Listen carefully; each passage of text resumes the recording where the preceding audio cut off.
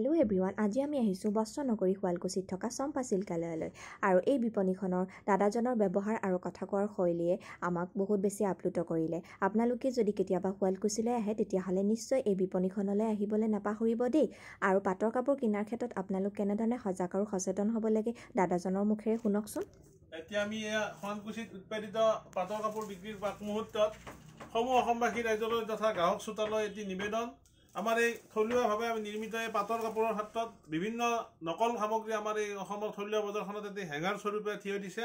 গতিকে তাৰ পৰিপ্ৰেক্ষিতত আমি সমূহ অসমবাসী ৰাইজ তথা গ্ৰাহক শ্ৰোতাক জনাইছোঁ যে ইয়াৰ কাপোৰৰ তলত কিবা যদি ষ্টিকাৰো লাগি থাকে এইবিলাক বিশ্বাস নকৰিব, কাৰণ এই ষ্টিকাৰটো নকল হৈছে। তাৰ বাবে আমি শুৱালকুছিৰ তৰফৰ পৰা, শুৱালকুছি ব্যৱসায়ী গোষ্ঠীৰ তৰফৰ পৰা আৰু আমাৰ শিপিনী সন্থাৰ তৰফৰ পৰা বিভিন্ন সংবাদ মাধ্যমত জনাইছোঁ যদিও সকলোৱে এতিয়ালৈকে এই কথাটো গম পোৱা নাই। কাৰণ এই আমি যিটো সংগ্ৰামৰ পিছত নকল কাপোৰৰ বিৰুদ্ধে আমি লাগিছিলোঁ, তাত এটা ট্ৰেডমাৰ্ক পৰা আমি এটা ষ্টিকাৰ পাইছিলোঁ, কিন্তু এইটো নকল হৈছে।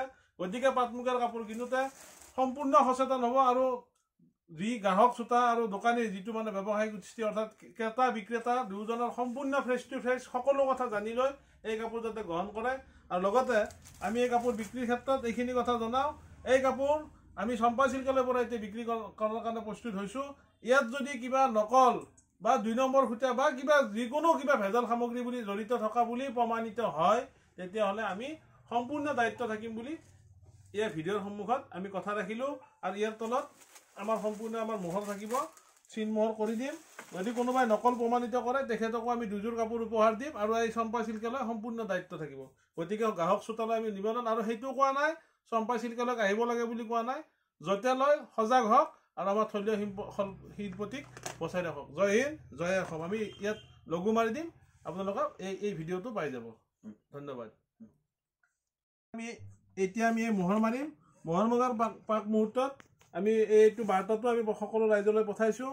এয়া শুৱালকুছিৰ পাট মুগা বুলি নহয়, আমাৰ বৰপেটাৰ আতচবাজি, নলবাৰীৰ জাপি, হাজোৰ কাঁহ পিতল, গতিকে তাৰ লগতে মাটিৰ বাচন বৰ্তন আৰু ৰংঘৰ কাৰেংঘৰ যি আমাৰ থলুৱা স্থাৱৰ অস্থাৱৰ সম্পত্তি আছে, থলুৱা গামোচাখনকে আদি কৰি সকলো সামগ্ৰী যাতে আমাৰ অসমবাসী ৰাইজে নিজৰ সম্পদ হিচাপে গ্ৰহণ কৰে, তাৰ দৰে আমি আশা ৰাখিছোঁ। লগতে আমি এইটো দাদাজনৰ ওচৰত আমি অৰ্পণ কৰিছোঁ। লগতে আমি ইয়াত আমাৰ এই মোহৰটি আমাৰ ইয়াত লাগি যাব এতিয়া। আৰু এই যদি পুনৰবাৰ কৈছোঁ, এই কাপোৰ যদি নকল বুলি কোনোবাই পৰিচয় কৰি দিয়ে, আমি ভিডিঅ'ৰ সন্মুখত কথা ৰাখিছোঁ, তেওঁক প্ৰথম পুৰস্কাৰ আমি 2টাকৈ উপহাৰ দিম আৰু এই কাপোৰৰ বিনিময়ত 2যোৰ কাপোৰ ল'ব। এই 100% পিয়ৰ স্লিক দিগবাণী। এই ক্ষেত্ৰত প্ৰযোজ্য থাকিল আমি সম্পূৰ্ণ চিলিকৰ আৰু ওপৰতে গেৰাণ্টি থাকিল, বা ইয়াত ফটা চিঙা বা ৰঙৰ ক্ষেত্ৰত কোনো ধৰণৰ দায়িত্ব নাথাকিব। গতিকে আপোনালোকে সযতনে ৰাখিব।